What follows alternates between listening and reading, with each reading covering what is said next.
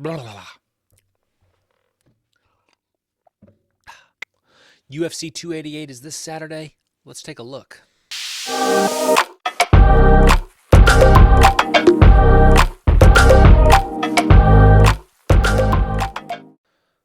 Welcome back to the Green Means Go betting channel. It's nice to have you here.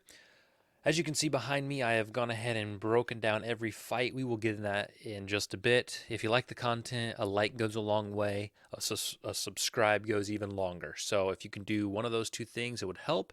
As always, interactions in the comments is great. What do you like? What do you not like? Let me know. And that's both for the video and for the bets. If you want to drop your bets in there, great. If you want to just make a comment about the video, that works too. So we have sort of a monster card here. Saturday pay-per-view, Aljamain Sterling versus Henry Cueto is the main event. Belal Muhammad and Gilbert Burns, the co-main event, also a 5-round fight. Before we get into that, I do want to do a quick review of last week's card that I broke down for you. Not a hugely impressive start. Our record for method bets was 0-5, down a unit at 0.25. Again, I recommend a quarter unit on these. Round bets went 3-1, up 0.61 units. I recommend a half unit on these. And my best bet, full unit, 3-4, down a little bit of a half unit. So again, not amazing, down about 1.3 units in total. Looking at what happened, I mean, I think the biggest disappointment of the whole card was I had Marcus McGee here for a knockout at plus 260 and against Journey Newsom. And in round one, he knocks him. I mean, he has a knockdown, and Journey Newsom is seeing Peter at the pearly gates at this point, and it was as good as cashed. And McGee hops on him, takes his back, hits him a few times, and then puts him in the weakest choke of all time that ends up, submitting him. And we lose the knockout by the dumbest submission of all time. So, if we hit that, the week turns around for us. Otherwise, we hit a few bets over here. The green is what we won. The red is what we lost. So it is what it is. That's okay. Looking at this card, though, is a little more, how to say it, tedious. I think sometimes on these fight nights, Song versus Simone, the clientele is a little bit less established, a little bit greener, if you will, and it's easier to get angles. When you get these pay-per-view fights, even the prelim cards, they're a lot tighter. There's not as much width and wiggle room. So you're going to see that in some of my selections this week. So I will add a lot of caveats to these picks, but I do want to break it down. I do have some good bets, I think. So let's take a look, starting with the first fight of the night, which is Santos versus Munoz. Sorry, going to get everything situated here. So Santos has a record of 10-2, only losses coming by decisions. Munoz has a lot of submissions. Both equally experienced fighters, and to be honest, I could not find an angle I liked in terms of the fighter to win or the method by which they were doing it. So if you look over here at this fight, the favorite is Santos by a decent margin. Best price is going to be over on MGM or Ballybet. DraftKings not far behind. So Santos is your favorite, and I don't love it. I can see Munoz finding a way at him, so I'm not confident in the money line, but I do like this fight to go over 1.5 rounds at minus 160. Again, there's some juice there, but I think it is still a decent price for guys that don't get finished too often, and I think we'll continue that. Next fight is Joseph Holmes and Claudio Ribeiro. We got a guy who is definitely a knockout artist versus a guy who is definitely a grapple artist. Now, what I think is interesting when you have, you'll hear it all the time. You watch 5 UFC fights, DC will say it once. Daniel Cormier will say, it's not fighters that make fights, it's styles that make fights. And I think this is definitely a case of styles making the fight. We got a grappler and a knockout artist. So if you look at the lines, Ribeiro is the favorite and Holmes is the underdog. So the knockout guy is the favorite. The submitter is the underdog, which makes some sense. Long story short, I think that when you see a fight like this, he's going to want to wrestle. He's going to want to punch. He's going to go for takedowns. He is going to want to stand and spar. So to have an over 1.5 rounds at two guys kind of doing opposite things at plus money, I think is a great spot. So over 1.5 rounds at plus money for this fight, I think is excellent. I mean, this guy, you may think, oh, he's going to knock him out. He's got 10. This guy has fought, 6, 8, 9, 11 fights and has not gotten knocked out. So over 1.5 rounds, I think at plus money is a fantastic spot for the second fight of the night. Moving to the third fight, we've got Rafael Estevam versus Zumagulov. Sorry. Zumagulov, if I'm saying that correctly, and I don't think I am, has lost 5 of his last 6 fights. So his form is, by and large, poor. Now, a lot of those are coming by decision, as you can see here, which means his chin may be holding up. But you have a very, very, very well-versed and,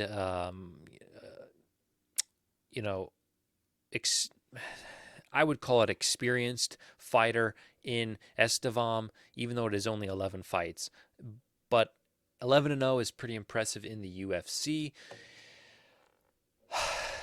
Minus 180, I think, I wouldn't go too much lower than this. If it starts dipping down into 200, it may not be worth it, but I do think his money line is a good spot for the fact that he is in poor form, and if he loses this, I don't know what's next for him. But he's on his way, and I do like him to win the fight at minus 180. Sorry. Next fight, we have Leskarov versus Phil Hawes. And I was torn just looking at this. Again, like Estevam here, he is pretty well versed. 4 knockouts, 5 submissions, 3 decisions. Phil Hawes prefers the knockout, 8, but 3 losses, 2 and 2. I was a little torn, and I looked at his loss, and his only loss was to Chimaev, when Chimaev was kind of making his big run. You could argue he still is, but when he was fighting, those 3 fights in a span of a few months, he was a victim of that. So I'm kind of throwing that out because of how absurd Chimaev can be. Phil Hawes, by way of the chin, is not too impressive. So if we look at this, Leskarov is a pretty sizable favorite. Almost minus 200, but I do like him to win by finish, and it is 110. It is, even as even goes in the sports betting world. Minus 110, I think, is a great place to hang your hat on this fight for a guy who has lost 4 fights by finish versus a guy who can kind of do it all. So that would be my best bet, full unit on Leskarov by finished. Moving to the fourth fight, Parker Porter versus Braxton Smith. This surprised me a bit that Parker Porter is the favorite in this fight. He's definitely has more experience than Braxton Smith. Braxton Smith only has 6 fights, 5 by win by knockout, 1 loss by knockout. The only thing that I could see kind of screwing up what I will tell you is my pick of Smith knockout is potentially Parker Porter submitting him. Parker Porter can grapple pretty well for a heavyweight. Just want to make sure that I'm not telling you a fib. Parker Porter, yeah, heavyweight. When was his last? Lost, right? He's lost 2 in a row. Decision. Lost by knockout. Did it win by knock? Okay, so he hasn't submitted a guy in 4 years, so that actually makes me feel a little bit better about Braxton Smith. Looking at Braxton Smith here, uh, up and coming, sure we can call it. Uh, Very, very, very small um, resume here, but round one knockout, round one knockout, round one knockout, round one knockout, round one knockout, and a loss to Chase Sherman back at over 10 years ago. So he has fought. Wow, this is actually very interesting. He has fought. Oh my goodness, he will have fought 6 times in a year. Golly. And he's won them all, and he hasn't dipped even into the second round. I feel, whew, guys, I'm doing this right now live. I've convinced myself. We're moving over to a full unit, that plus 175. Method bets are a quarter unit. That looks enticing for a guy who's lost 4 times by knockout, a guy who's won 5 in this year and all in round 1. You heard it here first. Green means go, baby. Smith knockout at plus 175 full unit. Let's get it. I like that a lot. Okay. Jandiroba versus Marina Rodriguez. See this? See this? Completely blank. You know why? Because I poured over this fight. I looked at the angles. I looked at who they have fought recently. I looked at form, and I could not come up with anything that I feel good about saying. Rodriguez is right now a small favorite. And I'm going to make a prediction. Okay, it is Thursday at 9:15 a.m. I'm going to make a prediction that by fight time, so by Saturday, we see this get very close to even, minus 110 both ways. I just, I don't even have a suggestion, to be completely honest. My only suggestion, if I had a weapon to my skull, it would be decision. But I looked at the decision odds, and it's a minus 200. And for 6 knockouts for Rodriguez and 13 submissions for Jandiroba, minus 200. For a combined 14, 21 finishes. Decision at minus 200 was not worth the price. So this, I think, will be a fantastic fight to witness. But to bet on, I'm staying far away. I would argue that this could have been pushed up to the main card. I think that's how good this fight will be. Chaos Williams versus Rolando Bedoya. And, this is a pretty simple read for me. Sure, these guys both come in with very similar resumes, similar, knockouts versus submissions. Never been finished, either of them. Quite a few wins by decision. And to get over 1.5 rounds at plus money is a slam. Again, the round bet is usually a half unit, but I felt really, really, really solid about this. And so we're going to go full unit on this play, just so we can look and see. Chaos Williams is an absolute, he's not the biggest favorite on the card because, as we'll talk about in a second, Bryce Mitchell is out this weekend and has been replaced, and that fight has now shifted in an absurd way. So this was the favorite on the card, biggest favorite on the card, but since that is the second biggest favorite now. So Chaos Williams is a large favorite, but looking at the fight itself, and I think this is where I kind of gained a little more confidence in Bedoya. Chaos Williams has dropped his last fight in a decision, won in round 3, decision, knockout back in 2020. So he is, kind of he's gone the distance, or at least to round 3 in 4 of his last 5. Hasn't finished a guy before, the first 1.5 rounds in 3 years. When we look at Bedoya, kind of an interesting situation here. a lot of canceled fights in the last 3 years. Hasn't fought a ton. 2019, a win by decision. 2021, a win by knockout. 2022, a win by submission. You got to go back to 2015 before the dude's even lost a fight. So I don't think he's going to hop in. For a guy who doesn't fight too often, he's going to hop in here and just get absolutely blitzed by Chaos Williams before at least halfway through the second round. So I really like this bet. I think I was tempted to go Bedoya money line at those odds. I'm not going to, but it's in the back of my mind, and I think the next best play is it to make it halfway through the second round. Devin Clark versus Kennedy Zachukwu.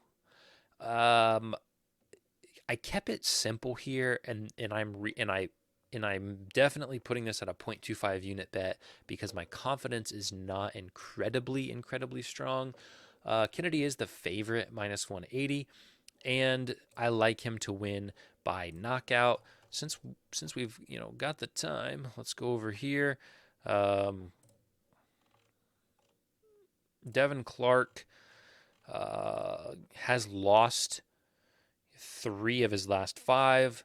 Last year, lost by a knockout. And Kennedy has knocked out 2 of his last 2 fights. He did lose a round 1 knockout 4 fights ago and lost a decision. But I do think at plus 140, it's a decent spot for a guy whose chin has looked suspect at times. Drew Dober and Matt Frivola. Here's the thing, man. Drew Dober is the favorite on this fight, and a decent favorite at that. But I really think that Matt Frivola, for what he offers, is a perplexing play, and a play that I'm going to make even at plus 180. Now, Dober has looked good. His form is great. Bobby Green is no slouch. Won 3 fights last year. You have to go back to 2021 for him to lose.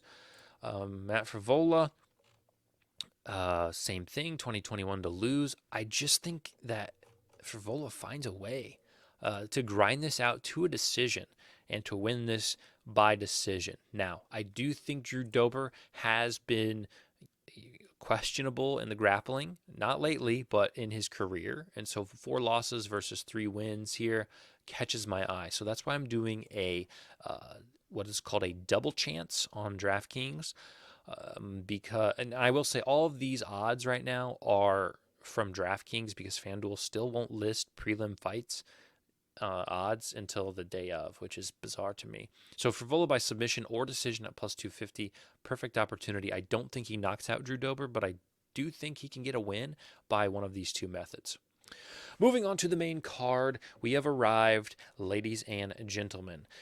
Grace versus Charles Jourdain is quite possibly the biggest Styles Make fight of the night.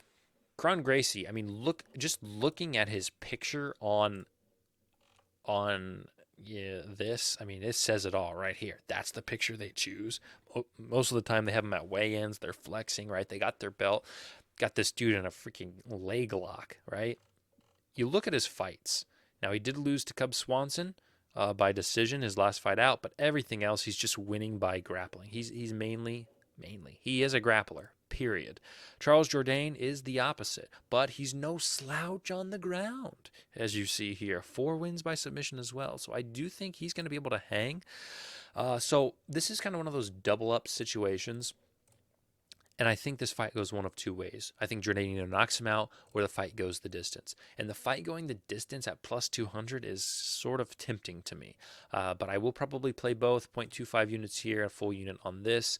And that's how we will be. But I do think Jourdain is a pretty safe bet to win. Second fight on the main card is the one I was discussing earlier. Evlov Mavsar Evlov versus Bryce Mitchell. Bryce Mitchell turned purple. His shoulder, there's a video that surfaced, his shoulder is just just purple. And people were kind of questioning what was going on. They think what happened is, they did an MRI on his shoulder and they injected some ink in it to be able to see, and it was kind of questioning, is he healthy? Is he not? So he is out. And Diego Lopez steps in. There are hardly any lines right now because of this last second change, but Movzar is the monstrosity of a favorite, and I think he can win by finish. Take that bet if it is minus 150. Like I said, no books have this out right now, but if Evloev comes out by finish at minus 150 or generous, take that bet. I think that's what we will see in this fight. Could be round one. I mean, that's just kind of how I feel. Second fight, our third fight on the card, Jessica Andrade versus Yanao Yan.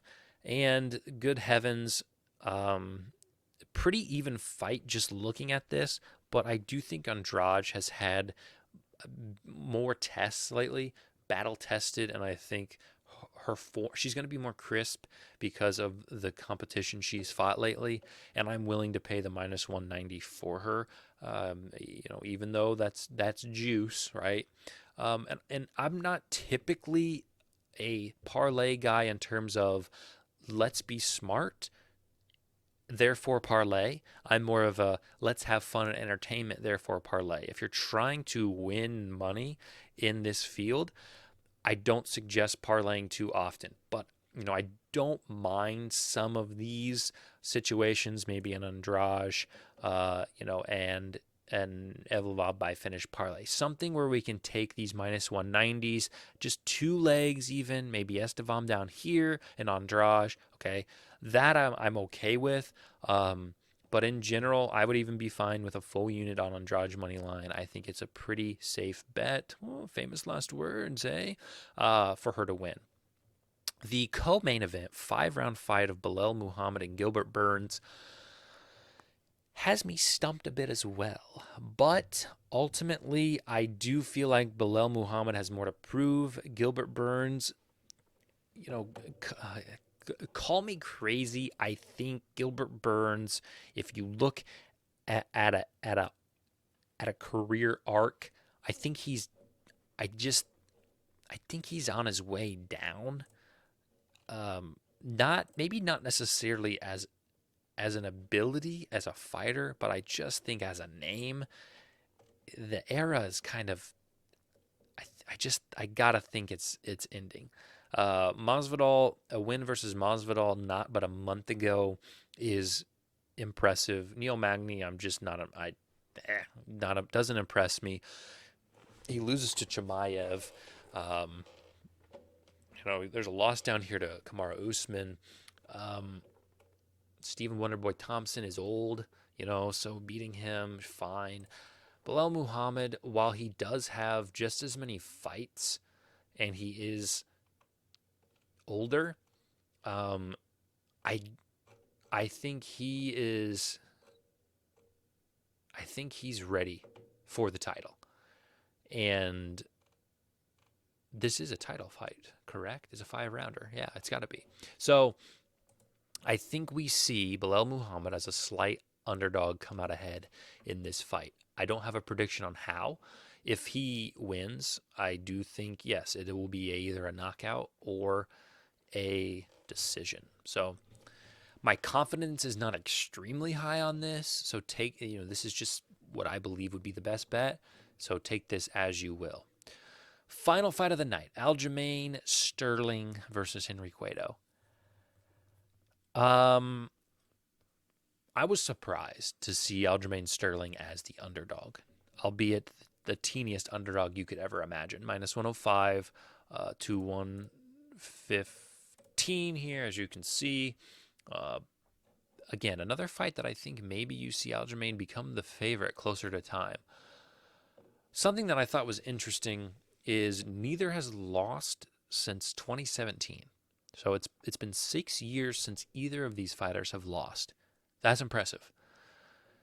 Also, Henry Cueto has not fought in 3 years. His last fight was over 3 years ago, which worries me a bit. And Aljamain has fought 4 times and won 4 times in that span. I do believe in form. I do believe that stuff matters. Yes, these guys train harder than anything, as hard as, if not harder than any other sport. But TJ Dillashaw, Peter Yan, Corey Sandhagen, Pedro Munoz, Jimmy Rivera, Cody Stamen, Brett, right? You got to go back to 2017 since he lost. And you look at Henry Cueto and his, form. He beats Dominic Cruz 3 years ago, which it may offend a lot of people. Doesn't impress me too much. Also beats Marlon here. Also beats TJ Dillashaw. It just I am more impressed by Aljamain Sterling's resume than I am with Henry Cueto's, and for that reason, I think Sterling at an almost even money line is a fantastic spot. So that's what I'm going to play. All right. So as always, what I'm going to do is I'm going to slide my face out of the picture just a bit. I'm going to zoom out just a bit. If you guys want to, okay, that's perfect. If you guys want to take a little screenshot of this so you can look at it, again, I want to help you guys. I'm not saying you need to follow any of these predictions, any of these bets, but I am saying this information could come in handy when you look at what you want to get into this weekend. So I want to provide this for you. Yeah, all this is out on the internet, but it's easier when it's all right here in front of you. So go ahead, screenshot that if you guys like. As always, I am thankful that you guys choose to watch my content. If you don't mind subscribing, liking, clicking, tweeting, sharing, spamming, whatever you kids do nowadays, it helps me immensely. So I will see you guys next week for UFC picks.